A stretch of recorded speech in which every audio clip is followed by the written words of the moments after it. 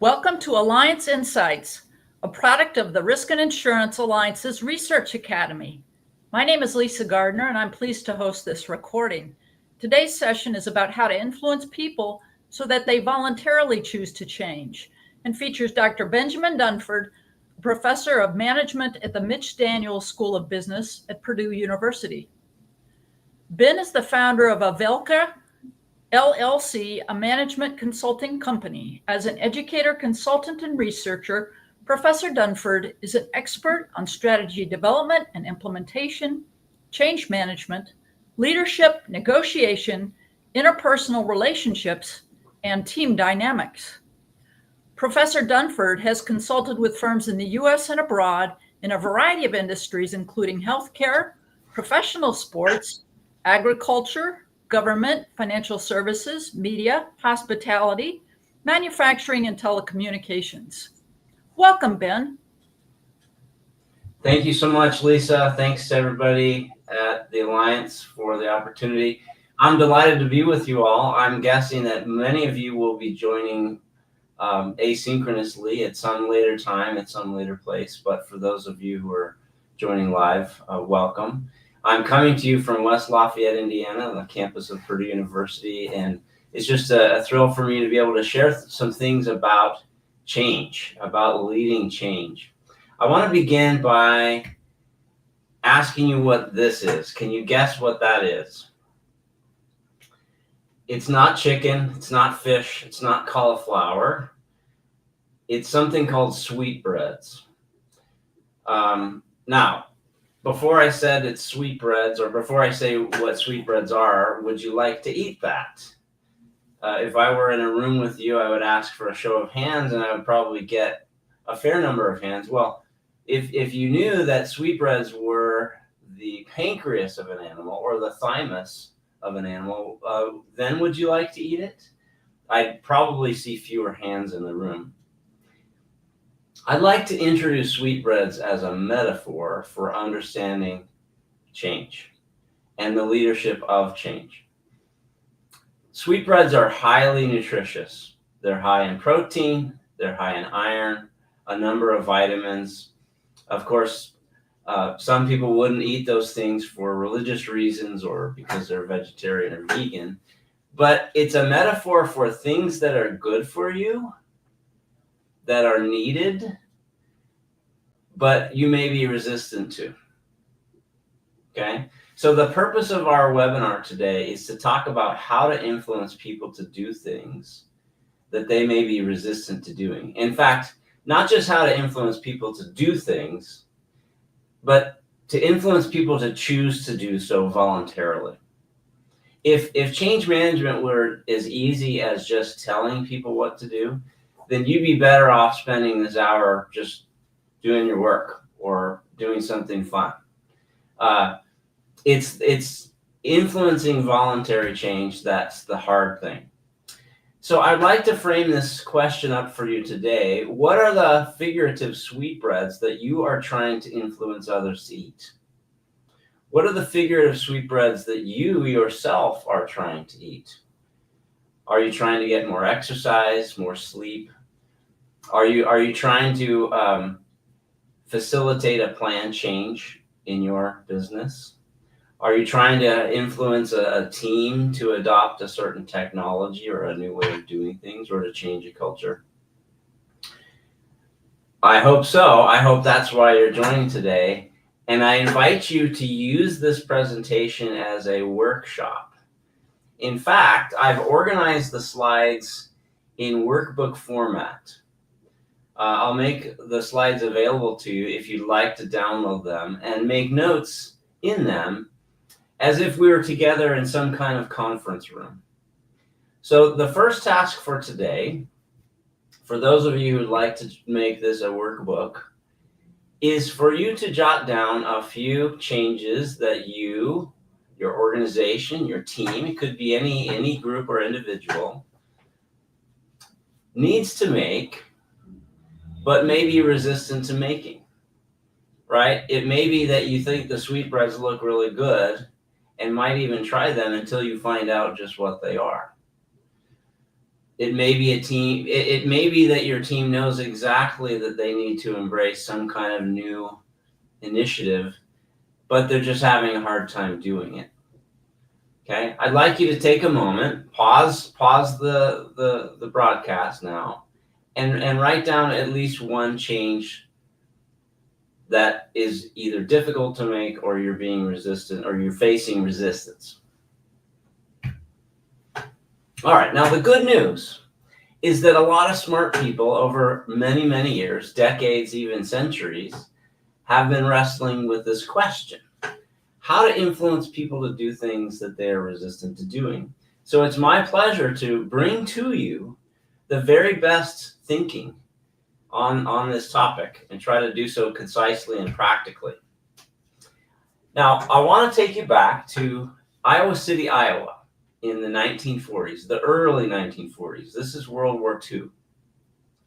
There's a professor named Kurt Lewin who was born in Poland but escaped Nazi Germany and immigrated to the United States to become what later became a very famous psychologist. In fact, he's considered the father of the field of change management and the father of the field of social psychology. If you've had a change management class, you've heard of Kurt Lewin.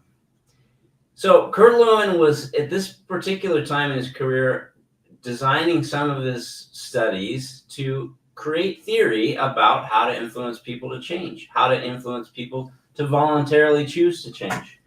So he brought women, and specifically mothers, to his clinic, his leadership clinic in Iowa City. And he randomly assigned them to one of two treatment groups, giving them a specific task, which, yes, you guessed it, his task was to try to persuade these mothers to adopt sweetbreads in their family's diet. Okay? Now, here were the two treatment groups. On the left, you had a lecture group.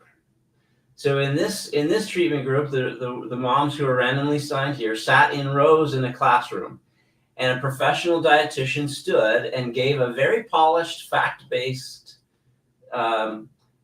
discussion about what she wanted the women to do. She started by saying, "Ladies, today my purpose is to persuade you to adopt sweetbreads in your family's diet.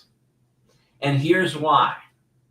So you can see she had flip charts, she had maybe a film strip, she had pictures, she had images, facts, and she went through and essentially said, here is the stated behavior, here is the expected behavior, and here's why I think you should adopt that behavior. Okay, now you can think about this. You've been in these situations before, and in some ways you're in it right now, listening to me talk. It's very top down. It's very much about persuasion. It's very much about telling and selling. So the defining characteristic of lecturing is that it's position-based, meaning you state a clear behavior. Here's what we need you to do. And then you state why that behavior makes sense. Okay. Now, it relies often on your level of power. If you're the boss, then they may have to do what you say. All right, contrast that now with random treatment group number 2. This is what Lewin referred to as the discussion group. In the discussion group, the ladies came in, they sat in a circle. They sat in a circle rather than rows in the classroom, and the facilitator sat with them. Instead of starting with an expected behavior, the facilitator started with a question. And that question was, ladies, what problems are you trying to solve right now? What problems are you trying to solve right now? And then the facilitator sat back and listened. Okay, I want you to pause now and think about what mothers in 1940s Iowa City were worried about. And I want you to see if you can draw a link to sweetbreads and see where we're going with this, okay? So what did the women say? They said, well, number one, we don't have enough money to make ends meet. Okay, the economy was still struggling. World War II helped lift that out of the Depression, okay? Second problem was our children are they're suffering from malnutrition. Okay, imagine that. They were not getting enough protein, they're not getting enough iron, they were not getting enough of the vitamin B's and others, where, you guessed it, sweetbreads happen to be rich. The third problem that the women had was that they were not allowed to fight in the military. They did not like what was happening. They wanted to contribute, and they felt frustrated about it, okay? So after about 10 minutes, the facilitator noticed a few themes and said, ladies, have you ever considered eating sweetbreads or adopting sweetbreads in your family's diet? Well, no, what are sweetbreads? I'm glad you asked. Sweetbreads are XYZ. They're almost free because the butchers are throwing them away. The best cuts of meat are going to, guess who? The soldiers overseas. So not only are they cost effective, but they are patriotic, and they're very high in the very nutrients that your children are lacking. Okay, so what's the defining characteristic of the discussion group?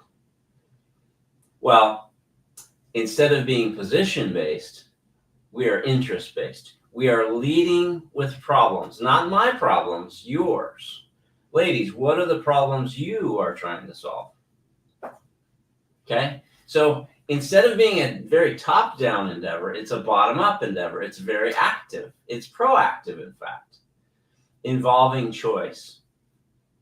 Okay, rather than telling people to do stuff, it's influencing them so that they voluntarily decide to do stuff. Now, I won't go into the great depths of the studies, but here was the result of the first experiment. In the yellow rectangle, you see the mean adoption rate, or the percentage rather of the mothers in that sample who adopted sweetbreads in their family's diet. Okay, in the discussion group, it was about 35%, over a third. Okay, in the lecture group, you have less than 5%. Okay, now he replicated this with all kinds of things, and over time, the most interesting of which was orange juice, which ostensibly is something that people like. So my question to you, it's a rhetorical one, is how do you explain these results? I don't think they're going to surprise anybody. But what does this say about human nature? What does this say about relying on formal power as a crutch in trying to lead change?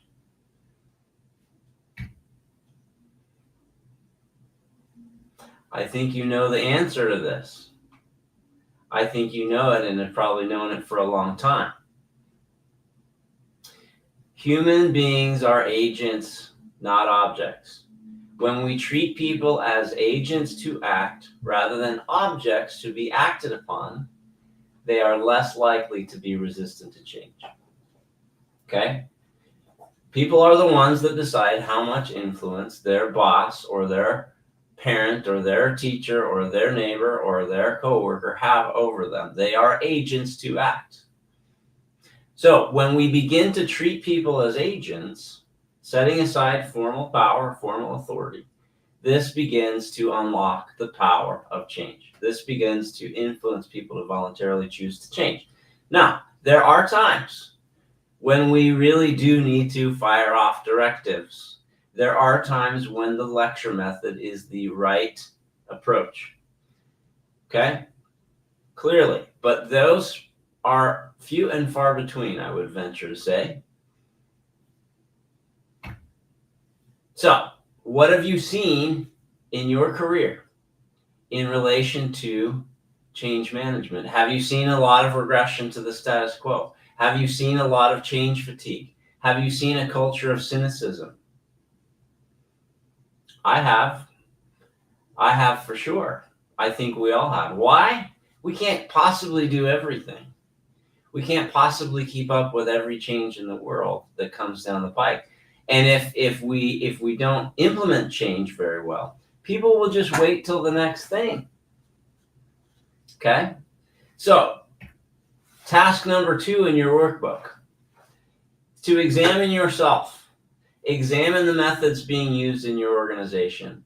This is really more about you than somebody else. Start with you first. Have you used an interest-based approach lately? Have you led with a problem instead of an expected behavior, a position-based approach? My question is this: what changes that you are trying to make are ones that would benefit greatly from an interest-based approach? Like randomized treatment group number 2 in Lewin studies. Okay, again, we have to be deliberate and mindful about which of these approaches we choose as a leader. Sometimes we really do have to tell and sell, but what happens typically is people are resistant. That's the 3%. 3% of the women said, okay, I'm going to start eating sweetbreads because that professional dietitian up there said that I was supposed to. Well, that's 3%, folks.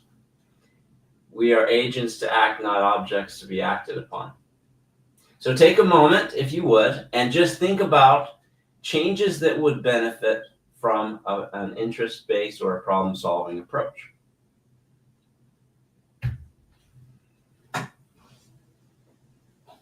Okay, now I'd like to do a case study as a method of giving you just 2 tools to use as a diagnostic framework for figuring out how to improve your ability to influence change.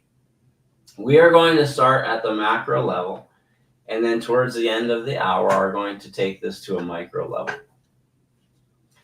Let's take an insurance company that I'm fictitiously calling Riverstone Insurance. Okay, and for those of you who aren't in front of a screen right now, maybe you're driving down the road or listening, I'm going to read this. We're going to start with a problem.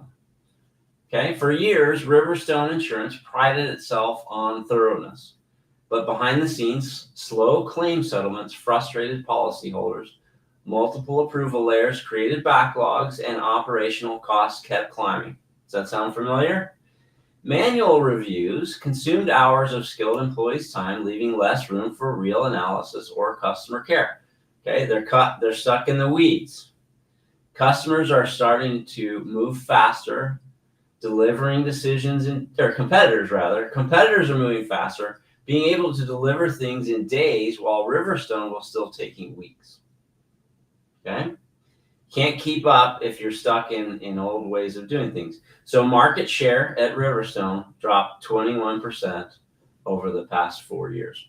Okay, that's the problem. That's the context. Now, the CEO went to a conference.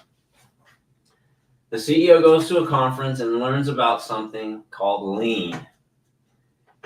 She sees that lean is a solution. Lean is a sweetbread. Lean can be the answer to us competing again and getting back that market share. So she comes back and announces in an all-hands meeting a shift from rigid underwriting and claims process to a lean model. Okay? And the objective is faster settlements, improved policyholder experience, and employee empowerment. Now, what happens? She didn't really do anything other than just say, here's what we're going to do. Do you see treatment group number 1 here? How did people react? Just like this. So you've got star employees, you've got veterans, you've got claims managers being resistant to the lean. They prefer the old way. Why?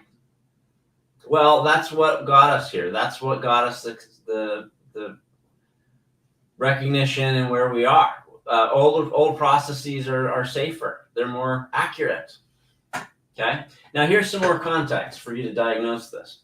All Riverstone employees are paid a flat salary. There are no bonuses in the company at the 60th percentile of the market, meaning they're paid above the market. You get paid well to work at this company. All right.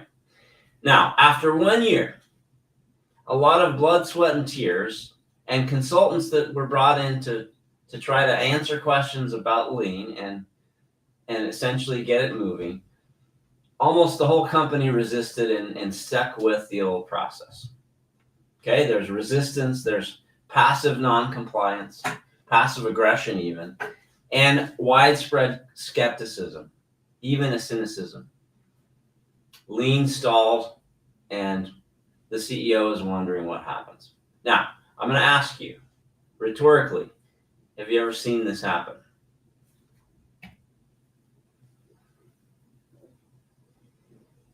Here are some thought questions. First, does Riverstone need change? Of course it does. Is lean a bad solution for Riverstone? No. Is the CEO wrong? No. That lean model might be the exact answer. It's all about implementation. Does the CEO have formal power? Of course she does. Does she have authority to come in and say that we're doing lean? Of course she does. So, why didn't it work? Why didn't it work? And the second question is, what stories might the CEO tell about the employees that are not correct? Right? Have you ever, as a leader, reached the conclusion that your people were just darn stubborn, that they weren't very smart, that they were entrenched, that there was something about them that made them intractable? Well, you're not alone. I think it's a common thing. Now, if you have a comment here, please feel free to share it in the chat feature or send it to one of the folks or our colleagues, and I'd be happy to address that. If you're working on your own, think about how this has played out in your career. Think about making attributions that are not helpful.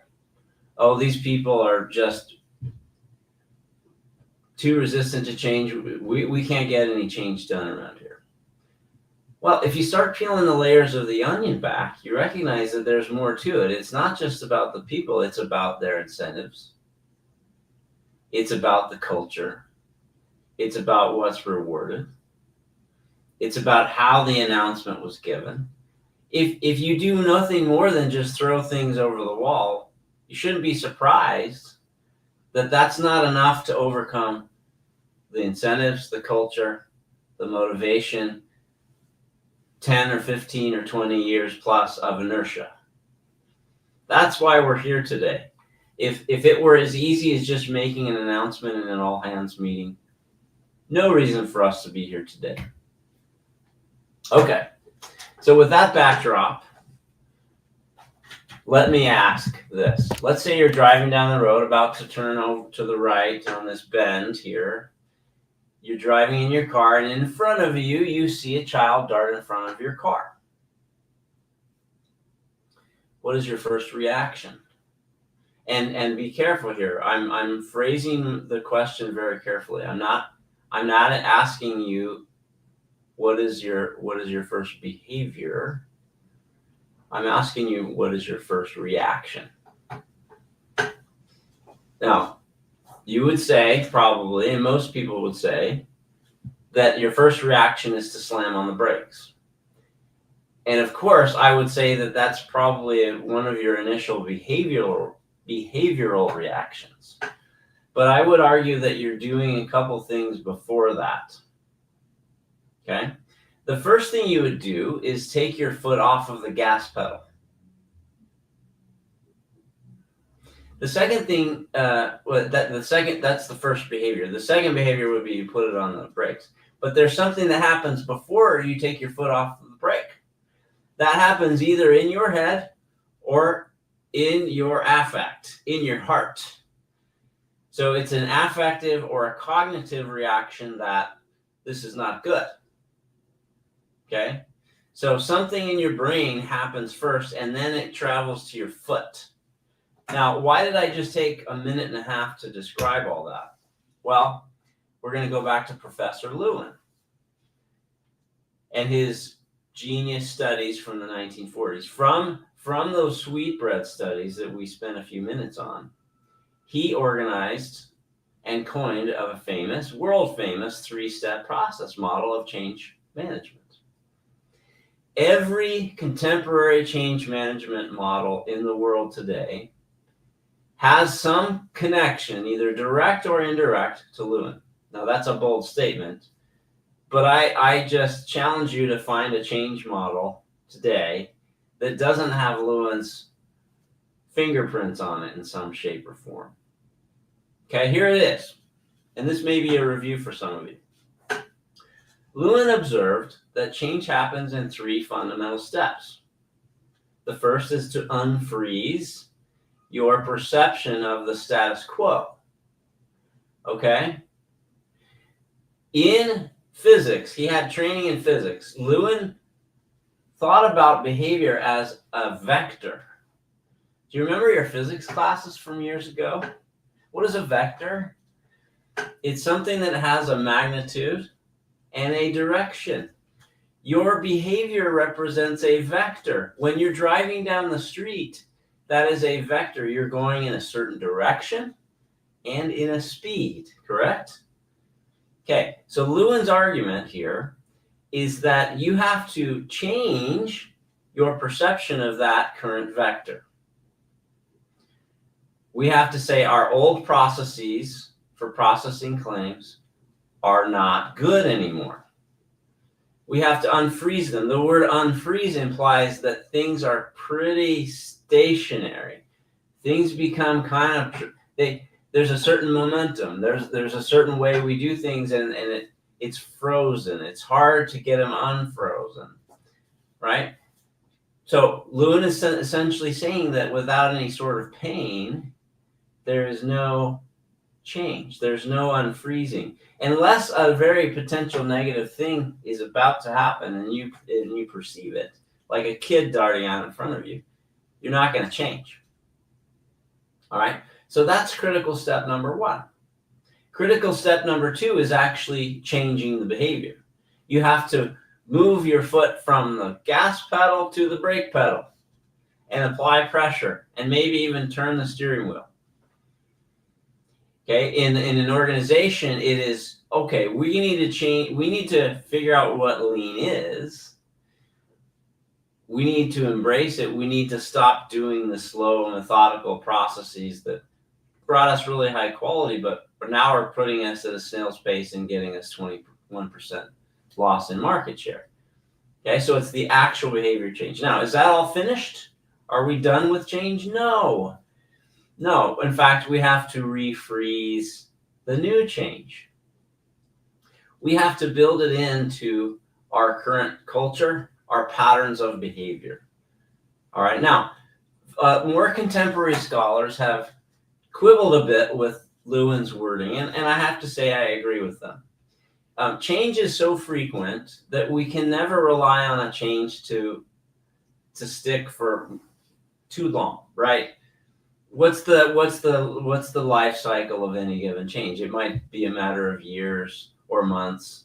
And so maybe a different way of thinking about unfreeze, move, refreeze is actually seeing, moving, and finishing.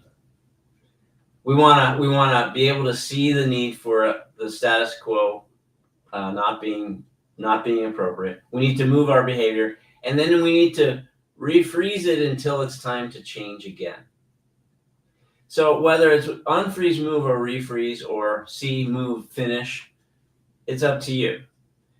But unless those three things are present, we're not going to see any change that's sustained. Okay? If people are satisfied with the status quo, they will not change.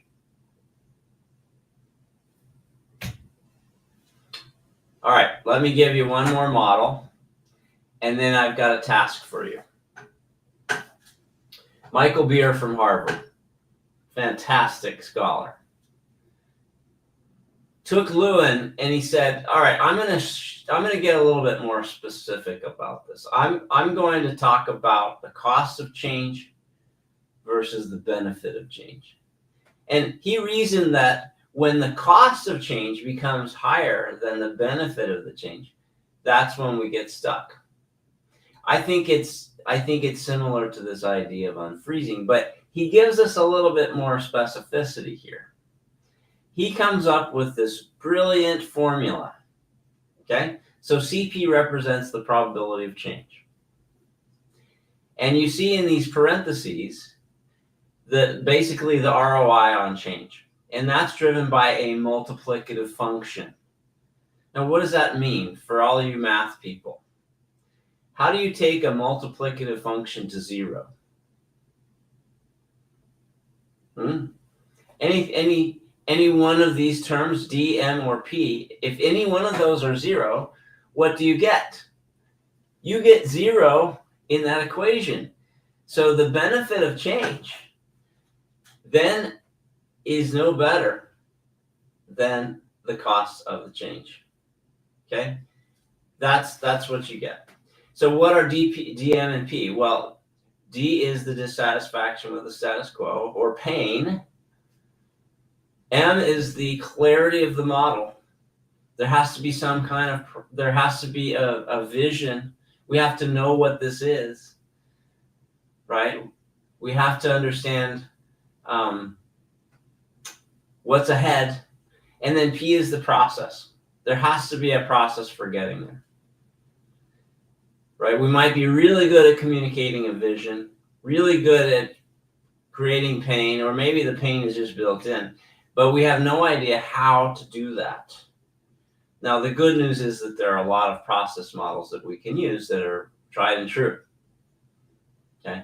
But unless those are greater than the cost of change, guess what? We're not going to get any change. I'm going to stop talking for a moment and ask you to diagnose Riverstone. Using Lewin and using Beer. Michael Beer. Kurt Lewin and Michael Beer. I've got them up here. Let's think about Riverstone, and we're going to you. That's our ultimate objective, is for you to use these diagnostic frameworks for you.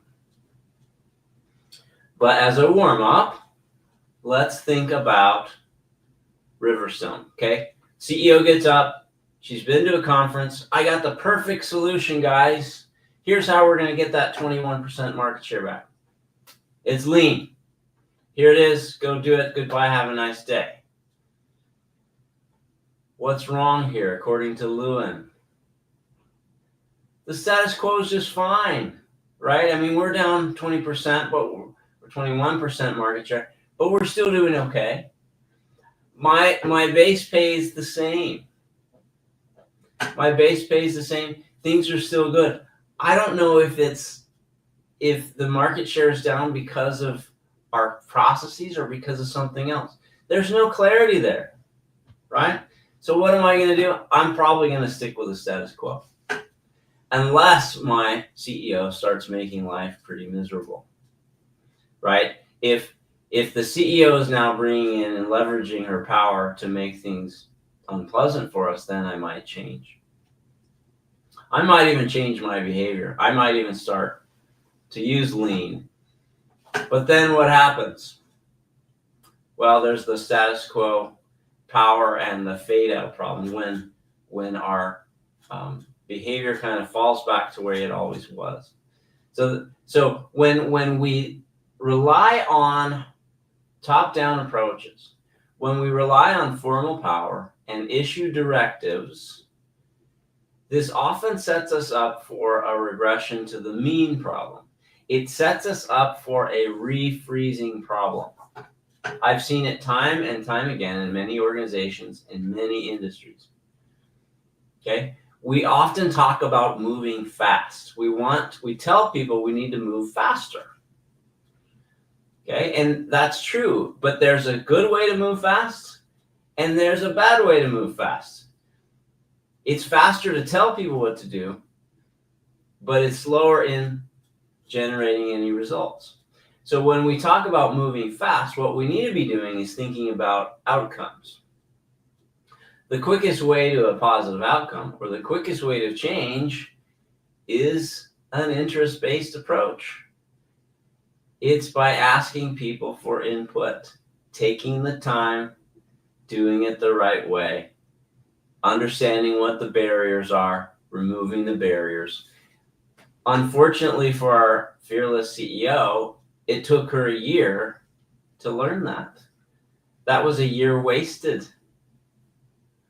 If you really want speed, slow down. Slow down, unfreeze, move, refreeze takes an interest-based approach. Okay, how about Michael Beer? What would Michael Beer say in this little case study? How much dissatisfaction was the status quo? How much dissatisfaction with the status quo was there? Well, aside from just being 21% down, not much. My pay hasn't changed. It's kind of ambiguous why we're down. Was there any clarity?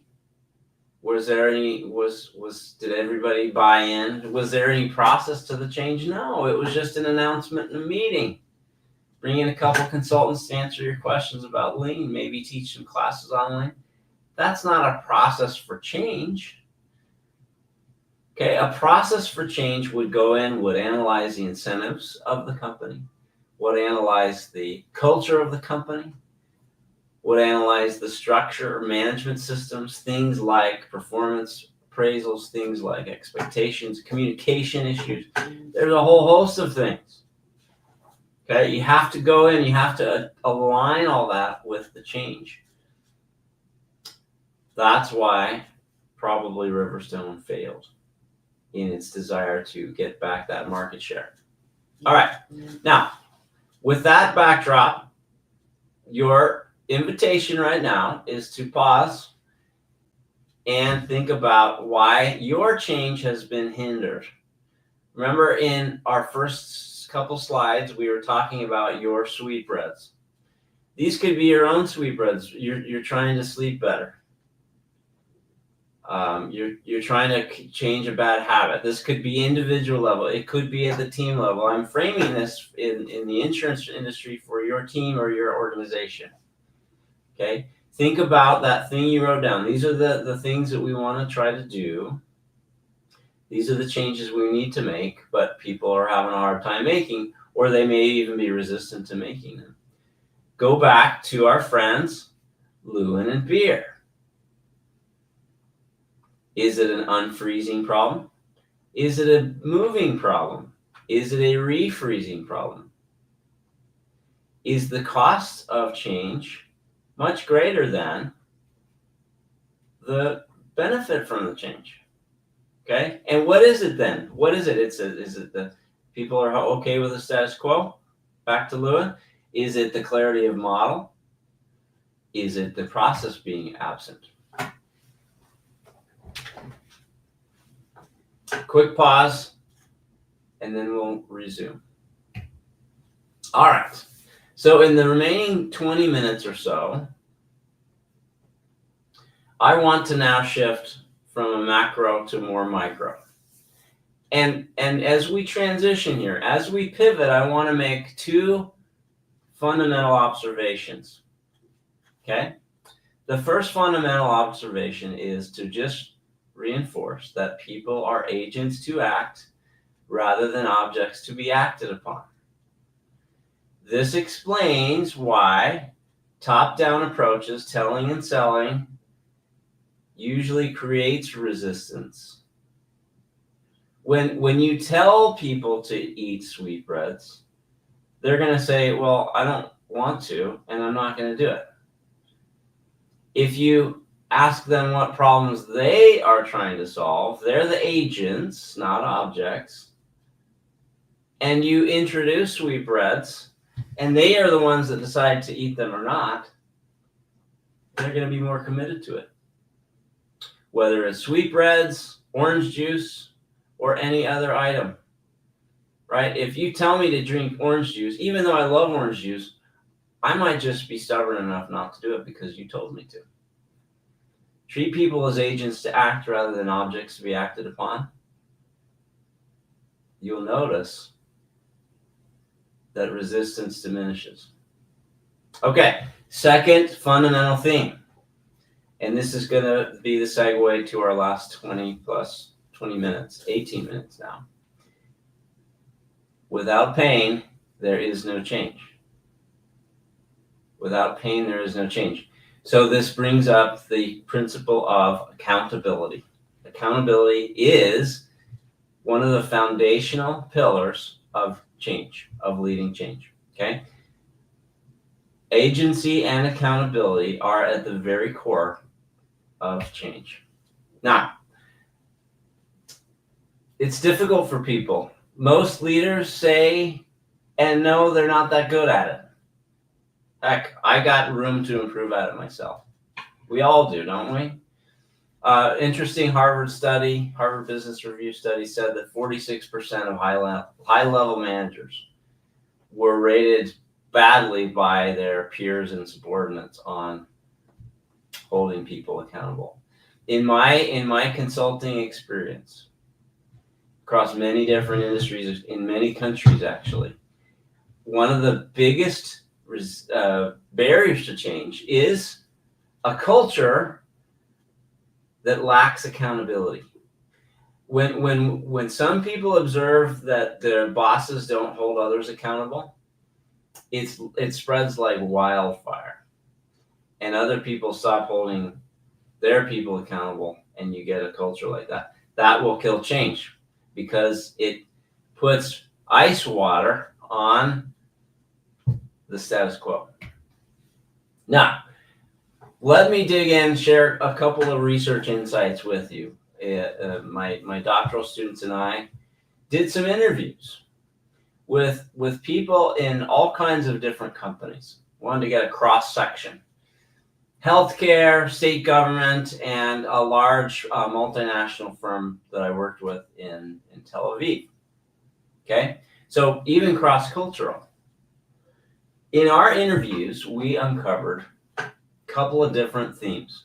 Okay, what are the gaps? What are the problems with accountability? Why are people ineffective at accountability? I'm talking about leaders. The first one was what I called avoidance. And these were things like, I really don't have time for accountability. Have you seen my meeting schedule? Have you seen the amount of stuff that I got fires over here? I don't have time to hold people accountable. Another one is I just hate conflict. I can't deal with it. I want people to like me. And so I'm just not going to call them out. I think they'll figure it out. Okay. That can sometimes be a personality. That can be a trait. And it's actually pretty common. It's actually pretty common, and we're gonna talk a little bit about that. The second category is when people don't mind conflict. In fact, they may even relish it. They're just not very influential. In other words, they're right, but they're just not influential. Kind of like our CEO in the insurance company, our mini case. She was right about lean. She just didn't persuade anybody. Okay? So these have to do with emotional intelligence. They have to do with not understanding context. They have to do with blind spots. People have blind spots about their own leadership styles. Okay. Now, so I want to go after conflict avoidance for a minute. People often assume that if we hold others accountable, they will not like us, that it will wreck a relationship. Okay? So I set out to test this in a large sample. I've tested this in now 4 or 5 different data sets, different industries, different time periods, pre and post COVID. Here's what I found. The people in the yellow bars, those are the ones that have bosses that have high accountability. In other words, their boss acts with high accountability towards them. My boss holds me accountable. That's the yellow bar. The maroon bar is I have a boss who lets anything go. I can do well, I can do terrible, never says anything. Okay? What happens to these relational outcomes? This is not a causal study, it's a correlational, but look at these deltas. Look at these differences. These are significant.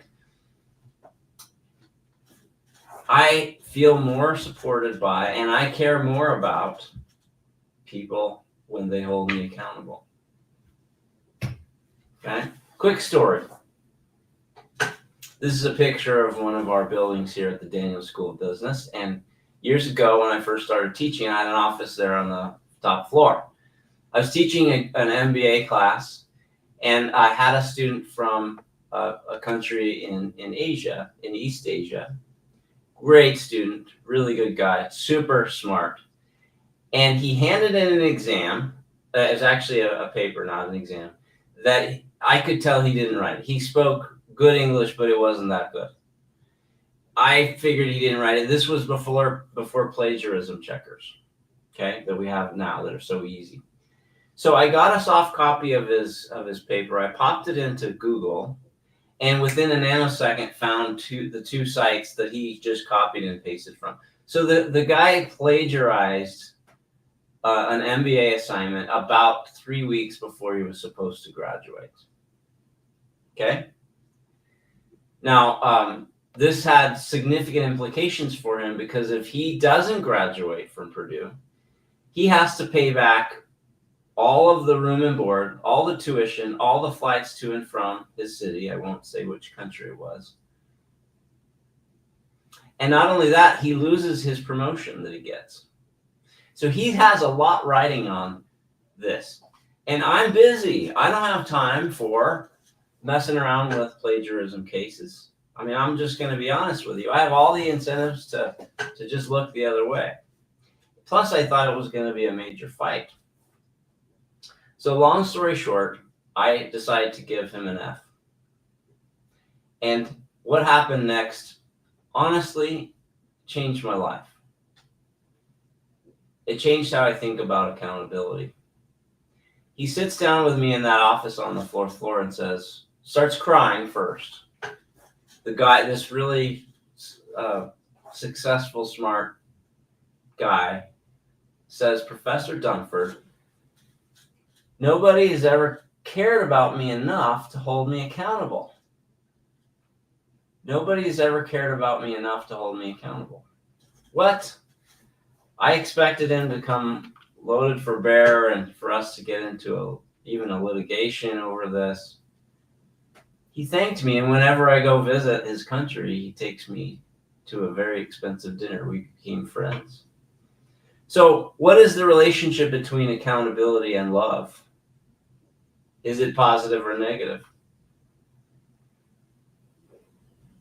If you really care about somebody, you will not withhold the natural consequences of their decisions from them. You will preserve the relationship between choices and consequences by holding them accountable.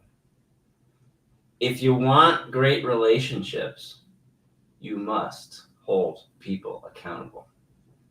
If you want change, If you want to influence people to voluntarily choose to change, you must hold people accountable by reinforcing, preserving, or restoring the linkage between choices and consequences.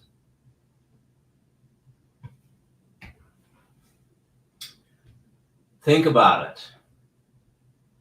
When we artificially remove that linkage, or we break that linkage between choice and consequences, why do we do that? Usually it has something to do with self-interest, some self-serving motive. So if you're one of these people that's conflict averse, if you're in category A, conflict avoidance, think about it. If you really love somebody, if you really care about them as a colleague, you won't remove consequences because that doesn't help them. They will never learn. They will never change. They will stay in the status quo. The cost of change,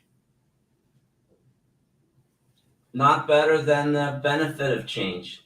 Without pain, there is no change. Now, there's more to it, and I wish we had more time.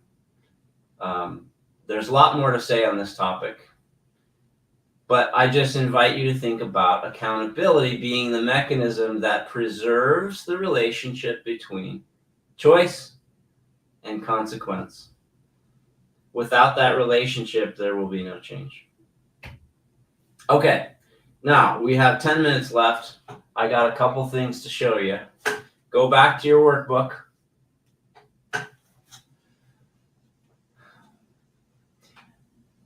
What have you learned in the last few minutes?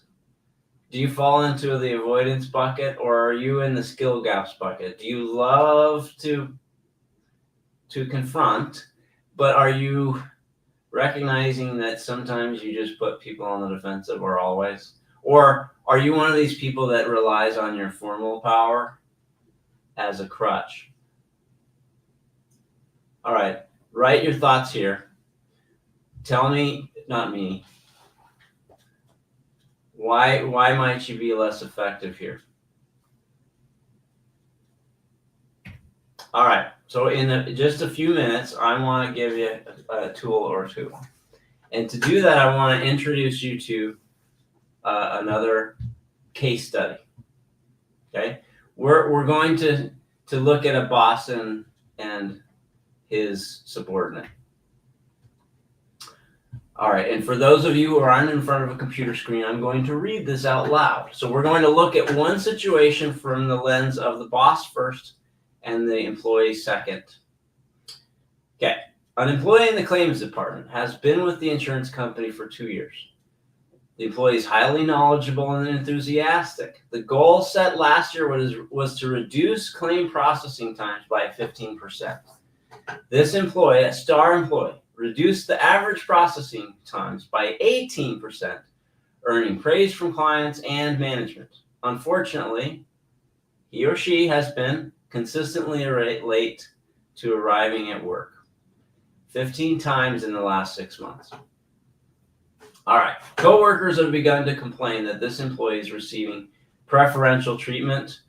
There are no explicit rules about lateness. Okay, you can see that, and you have let this slide with some team members to avoid an adversarial climate. Right, this isn't you. This is a case study. You want to reward this employee's exceptional performance, but also ensure that they understand the importance of being a team player. All right?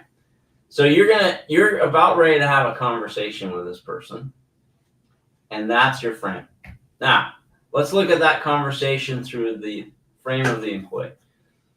You've been at this place, the claims department, for 2 years, and it's been valuable.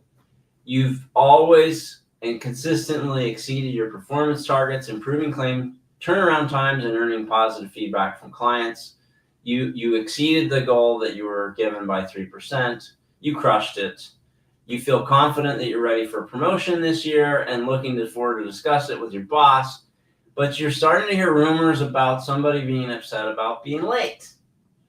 Yeah, you've been late a few times, maybe more than most people, but there's no formal policy about lateness. In your mind, as long as you get your work done, it really doesn't matter when you show up. Nobody's ever talked about a policy. Nobody's ever talked to you about being late before. And truthfully, the reason you're being late is because your special needs son has a special school that doesn't have funding for the bus driver, and the bus driver that normally drives is undergoing cancer treatment. Okay?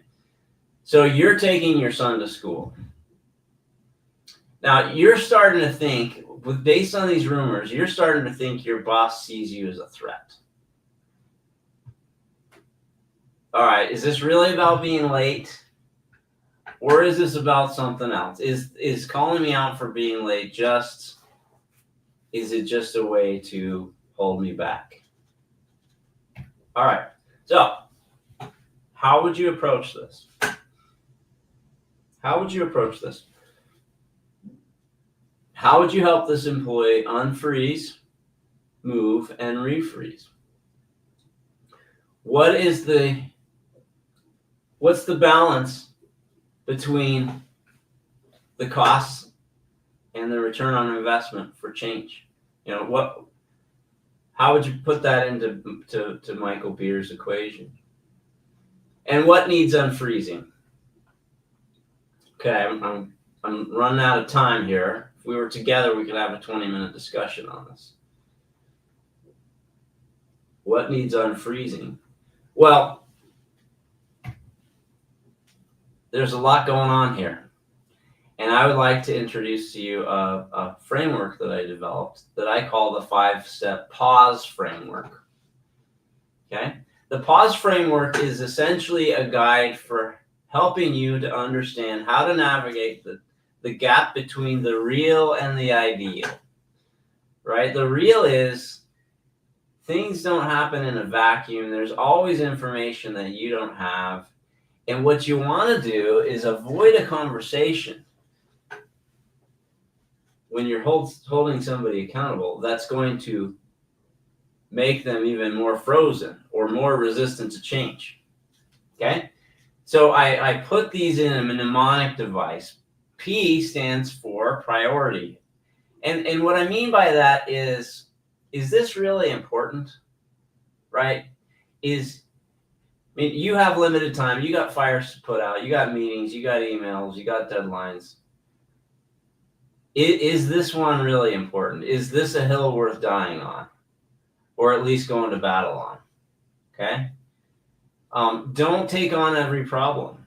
Of course, you know that. Focus on things with real impact. If this isn't one of those things, then maybe it's not a good time to call them out for being late. Second one, aim. Meaning, what is your purpose? Are you calling out the employee for being late simply because you want to show your dominance? Are you calling them out because it's getting the team down? Are you calling them out because you want to develop them as a person?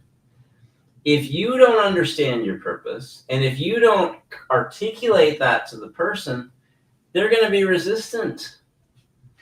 Okay? The person's already wondering what your motives are and wondering if you're threatened by them. Usually we have multiple purposes for having an accountability discussion.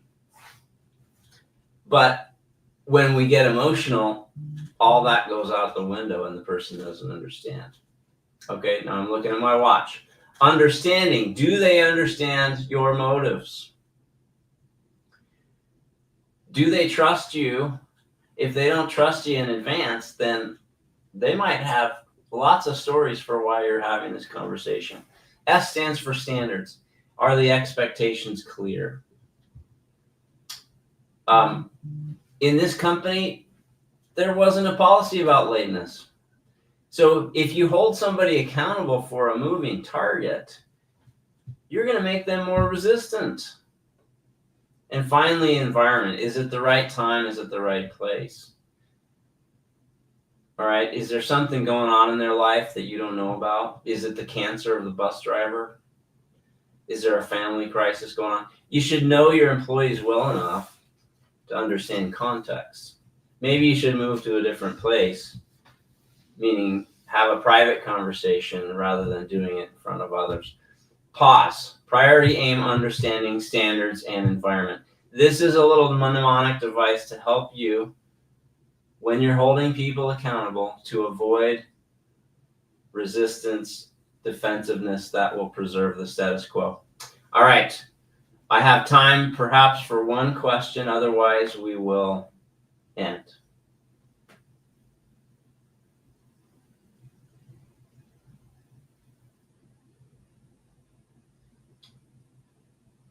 Feel free to reach me. There's your task number 5. Apply the pause model to figure out how you can be more effective. And then task 6, what do you take away from this? Put one thing at least. What are you going to do differently as a result of this webinar? Okay, questions, collaborations, I'm here. There's a lot of ways to reach me. If you need help implementing this, if you need help consulting, if you want to get involved in research, I'm here at Purdue. Thanks for being with me. Lisa, thank you so much. Thank you, Ben. What an interesting presentation. Thanks so much for sharing your time and insights with us about change management. And thanks to those of you who are watching this video or listening to the podcast, brought to you by the Research Academy at the Risk and Insurance Education Alliance. We appreciate you.